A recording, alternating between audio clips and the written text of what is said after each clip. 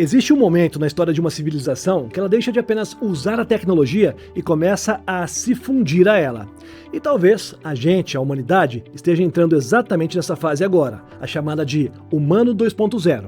No episódio de hoje, você vai ver cientistas tentando transformar os humanos em versões biologicamente aprimoradas. Vamos ver também inteligências artificiais movendo músculos humanos, robôs aprendendo com pessoas reais e até máquinas participando de rituais religiosos. Enquanto isso, lentes de contato inteligentes prometem levar computadores diretamente para os nossos olhos, e drones submarinos já começam a explorar o oceano por semanas sem qualquer intervenção humana. A fronteira entre homem e máquina nunca esteve tão tênue. Bora entender tudo isso aí que tem muita coisa interessante pra gente ver hoje.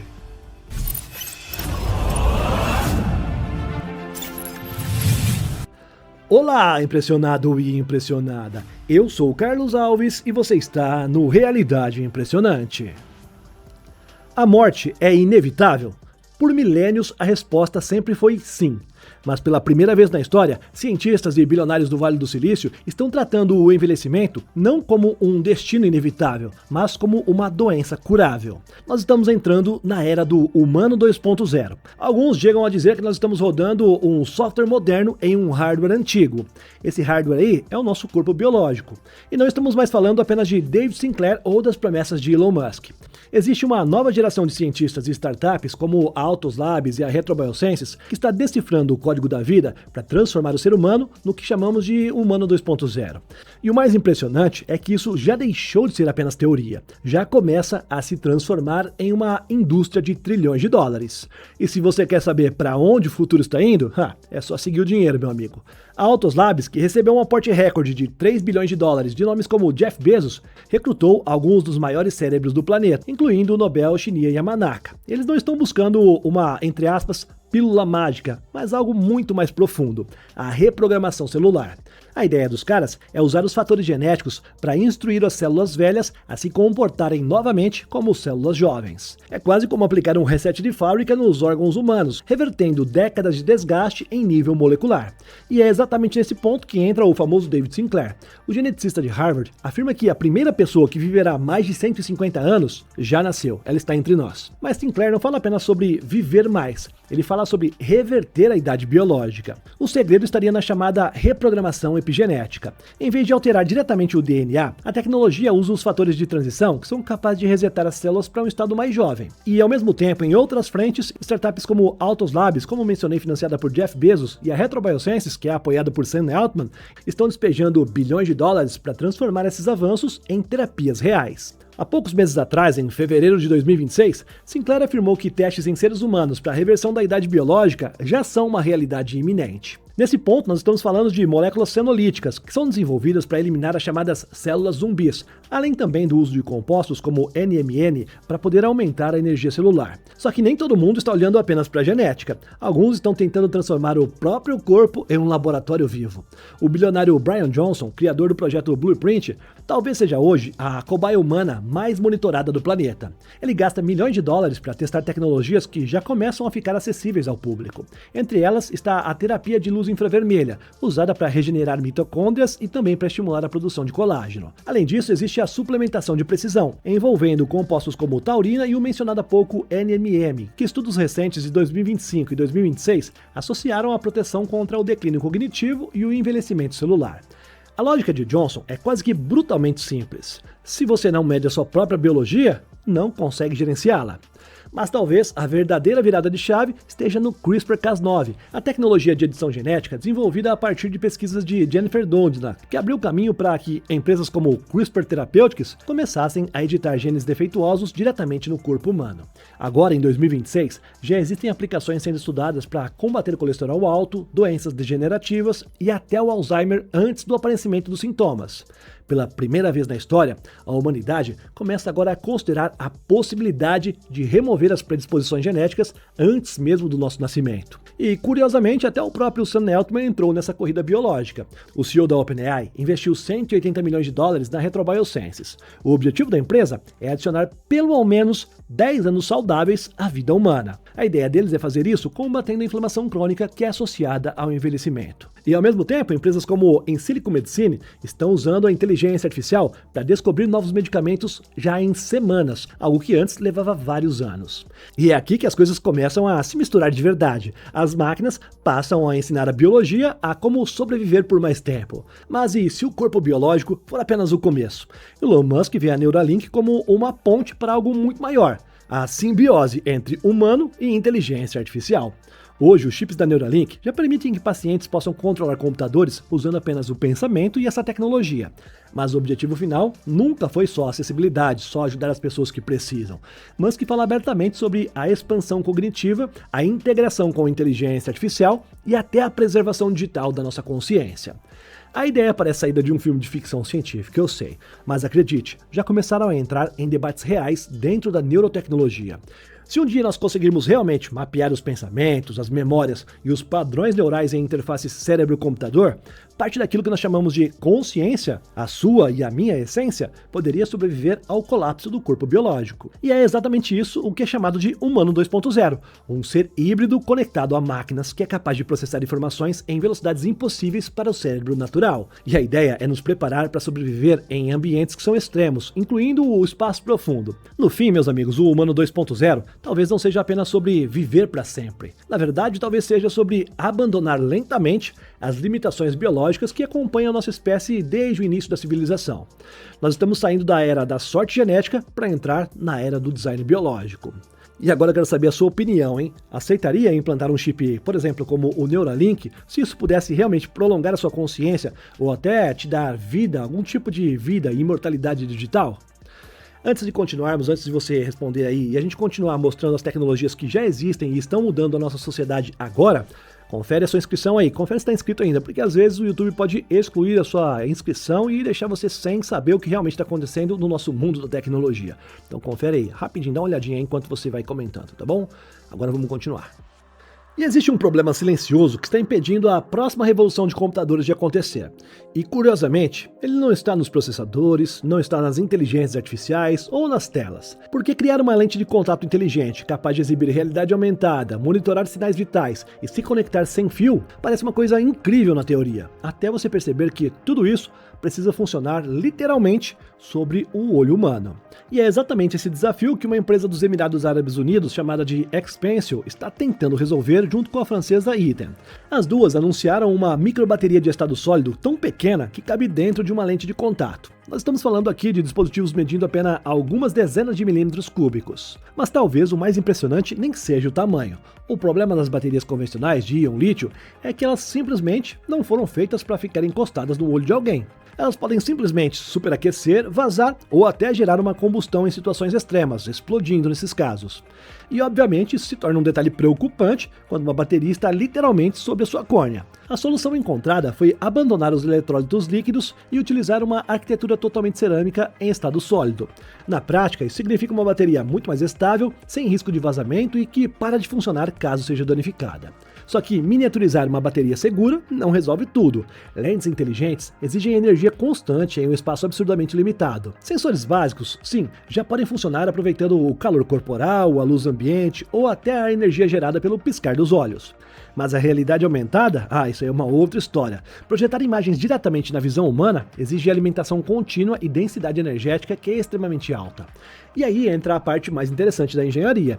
A Eaton desenvolveu uma estrutura mesoporosa patenteada usando nanomateriais cerâmicos. Em termos mais simples, os eletrólitos da bateria possuem uma rede microscópica de poros extremamente controlados, aumentando drasticamente a área disponível para as reações químicas. Isso permite carregamento mais rápido, alta potência e estabilidade, tudo dentro de um espaço microscópico. Segundo os desenvolvedores, o maior gargalo das lentes inteligentes nunca foi a tela ou os sensores, mas sim o sistema de energia. E aparentemente, a indústria começa a finalmente encontrar uma solução viável para tudo isso. Desde 2025, a Eaton já produz em escala suas primeiras microbaterias cerâmicas de estado sólido. E agora elas estão sendo adaptadas especificamente para os requisitos das lentes inteligentes da Expansio. Só que exibir informações para nós seres humanos talvez seja apenas o começo de tudo isso, porque algumas inteligências artificiais já estão começando a interagir diretamente com o nosso corpo. Isso aqui é assustador, vamos dar uma olhadinha. Um grupo de pesquisadores do MIT apresentou um projeto chamado de Human Operator, e honestamente, ele parece menos uma invenção tecnológica e mais o começo de uma discussão que ninguém estava preparado para ter. Existe uma diferença enorme entre uma inteligência artificial responder às nossas perguntas e uma inteligência artificial mover o nosso próprio corpo. Recentemente, essa equipe de cientistas criou algo que parece realmente ter saído diretamente de um romance cyberpunk. Um sistema onde uma inteligência artificial consegue assumir temporariamente o controle do braço humano usando os impulsos elétricos. E novamente, honestamente, quanto mais você entende como ele funciona, mais desconfortável a ideia fica. A proposta era simples e perturbadora ao mesmo tempo. Permitir que uma inteligência artificial, entre aspas, ensine movimentos físicos diretamente no corpo humano, não através de texto, vídeos ou instruções, mas sim movendo os seus músculos por você. E o mais curioso é que não usaram nenhuma tecnologia secreta futurista para isso. O sistema começa com algo relativamente comum: câmeras, microfones e uma IA Anthropic processando as informações visuais e comandos de voz. A diferença aparece justamente na etapa seguinte. Depois de analisar a tarefa, a IA calcula exatamente quais músculos precisam ser ativados para poder executar determinado movimento. Esses comandos são então enviados para uma placa de Arduino que é conectada a eletrodos presos ao antebraço do usuário.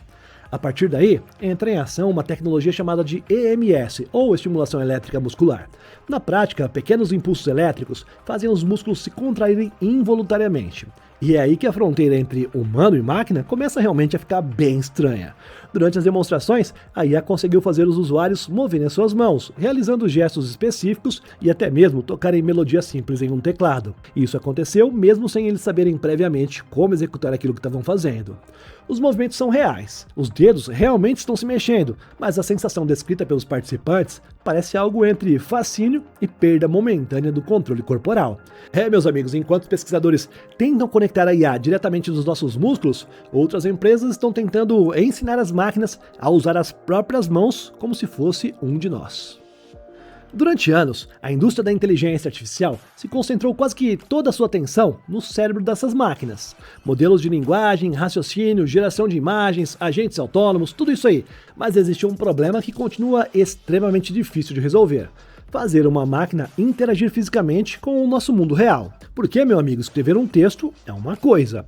Quebrar um ovo sem esmagá-lo, fazer um ovinho frito ali, isso aí já é uma outra coisa completamente diferente. E agora uma startup chamada Genesis AI acredita ter encontrado uma solução para isso. A empresa revelou o Gene 26.5, um novo modelo de inteligência artificial que é focado em manipulação física em nível humano. Mas o mais interessante talvez nem seja esse software em si, e sim a forma como eles decidiram ensinar os robôs. A Genesis AI está apostando em algo que muitos especialistas estão chamando de o santo grau da robótica: unir perfeitamente cérebros e mãos. Para isso, a empresa criou uma mão robótica de alta destreza em escala humana e um sistema capaz de capturar os movimentos humanos com extrema precisão. E os vídeos divulgados pela empresa mostram tarefas que até pouco tempo atrás eram consideradas praticamente impossíveis para os robôs autônomos. Entre elas estão preparar refeições complexas usando as duas mãos de forma simultânea, além também de organizar feixes de fios delicados, manipular líquidos em experimentos de laboratório e até tocar piano em velocidade comparável e compatível com os movimentos humanos reais. E o detalhe mais importante de tudo isso, talvez esteja justamente nos pequenos movimentos. Grande parte dos robôs atuais ainda falham em tarefas simples, isso porque o mundo físico é cheio de microvariações imprevisíveis. Um objeto escorrega, muda de posição, oferece resistência diferente, e um robô trava quando se depara com isso. Nós, seres humanos, corrigimos isso quase que instantaneamente sem percebermos, mas as máquinas ainda não fazem isso.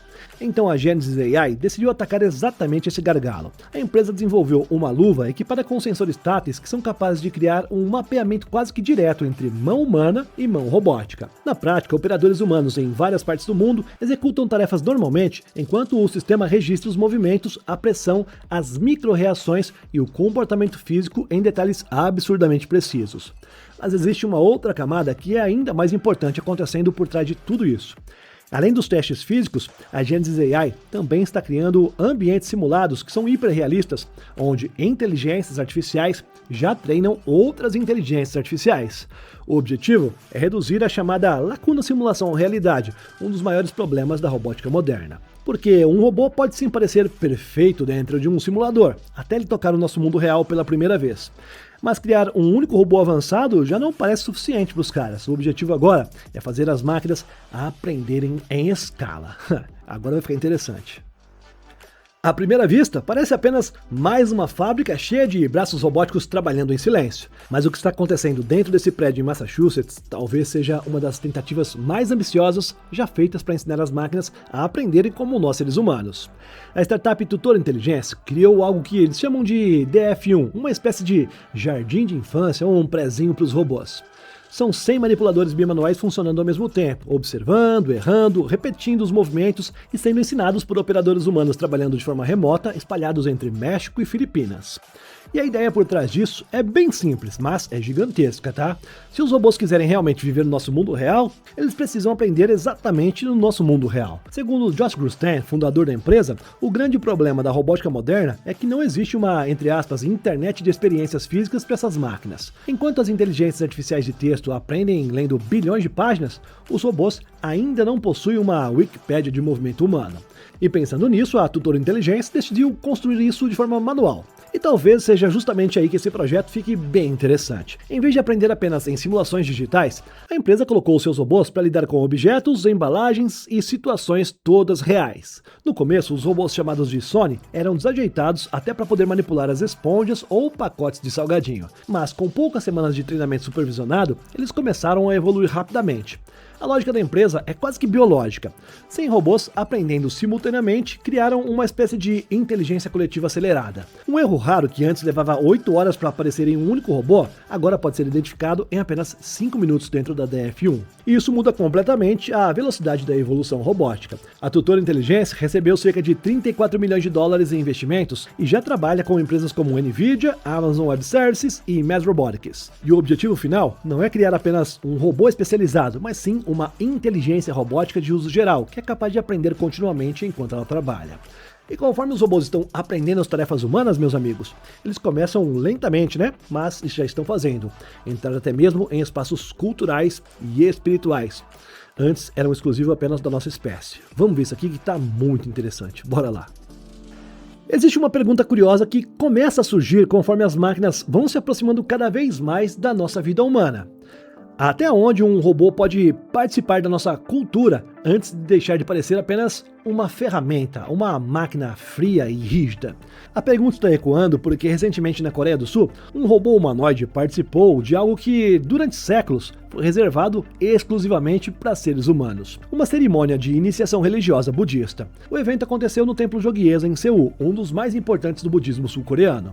E no meio dos monges e monjas, usando um tradicional manto marrom, estava Gabi, um robô humanoide de 1,5 m de altura, desenvolvido pela empresa chinesa Unitree Robotics. À primeira vista, parece apenas uma apresentação tecnológica curiosa, mas quando você para e olha os detalhes, a situação começa a ficar muito mais simbólica. Durante a cerimônia, os participantes fazem os votos formais de devoção a Buda, aos ensinamentos budistas e à comunidade monástica, e Gabi, o robô, participou de tudo isso. Ele juntou as mãos em gesto de oração, se curvou diante dos monges e até respondeu verbalmente quando perguntado se ele se dedicaria aos ensinamentos budistas. A resposta do robô foi simples: sim, eu me dedicarei. E talvez seja justamente aí que as coisas começam a ficar bem estranhas. Porque, obviamente, o robô não possui consciência espiritual.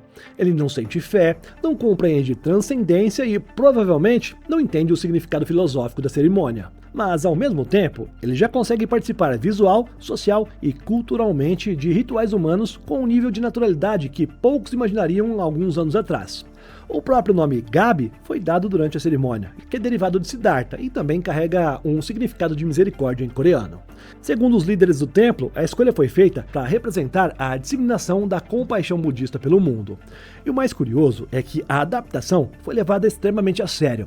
Durante o ritual, o robô recebeu um rosário budista de 108 contas e ele participou também da cerimônia de purificação que normalmente são reservadas aos monges noviços. Mas como ele obviamente não possui uma pele humana, os monges substituíram um antigo ritual de queimadura de incenso por um adesivo simbólico colocado no seu braço. Mas talvez, meus amigos, na minha opinião, claro, a parte mais surreal tenha sido a reescrita dos 5 preceitos budistas especificamente para uma inteligência artificial. As novas regras agora incluem não danificar humanos nem outros robôs, evitar comportamento enganoso, obedecer às pessoas sem insolência e até economizar energia para evitar sobrecargas. E por mais estranho que tudo isso pareça, existe uma reflexão profunda acontecendo aqui. Os organizadores disseram que a cerimônia representa o primeiro passo para a coexistência entre humanos e máquinas dentro de espaços culturais e espirituais. Não como substituição de religião, mas sim como uma adaptação de tradições humanas a uma era onde as inteligências artificiais e os robôs começam lentamente, mas já começam a ocupar os espaços antes exclusivamente humanos. Só que enquanto alguns robôs estão aprendendo a convivência social, outros já estão sendo preparados para a sobrevivência, onde os seres humanos quase nunca conseguem chegar e permanecer por lá, porque ali... Bom, vamos ver. Eu vou parar de dar spoiler aqui, vamos ver agora. Explorar o fundo do oceano sempre significou lidar com um dos ambientes mais hostis do nosso planeta. Escuridão absoluta, pressão extrema, comunicação limitada e um problema constante: autonomia. Porque diferente de drones aéreos, os veículos submarinos não conseguem simplesmente pousar para recarregar ou receber um sinal GPS de forma fácil. E isso transforma qualquer missão de longa duração em um enorme desafio energético. Mas agora uma empresa canadense chamada de Cellular Robotics parece ter dado um passo bem importante para mudar tudo isso. O drone submarino Envoy acaba de percorrer mais de 2.000 quilômetros completamente submerso, e isso aconteceu sem emergir nenhuma única vez. Foram 385 horas contínuas de operação debaixo de água, e aconteceu movido não por baterias convencionais, mas por células de combustível de hidrogênio. E talvez seja essa a parte mais importante da história. Grande parte dos drones submarinos atuais ainda dependem de baterias limitadas, obrigando pausas frequentes, recuperação de embarcação e recarga constante. Isso reduz o alcance, aumenta custos e dificulta operações longas em alto mar. O veículo possui cerca de 8,5 metros de comprimento e foi projetado para operar em missões reais de longa duração, como o mapeamento do fundo oceânico, inspeção de infraestrutura submarina e também navegação autônoma em ambientes imprevisíveis. Durante a missão, o drone realizou mais de 4.000 curvas e manobras subaquáticas. E na minha opinião, a parte mais impressionante desse episódio é descobrir que nenhuma dessas tecnologias pertence ao futuro. Elas já começaram a entrar silenciosamente no nosso mundo, no nosso presente de agora. Se você gostou desse episódio, deixe o seu like, confere a sua inscrição, ok? Obrigado por me acompanhar até aqui, como você sempre faz. Se gostou realmente, continue me assistindo. É só clicar em uma das duas opções que estão na sua tela e nós nos vemos no próximo, tá bom? Clique aí que eu tô te esperando lá. Valeu, tchau, tchau e até mais. Tô te esperando, hein?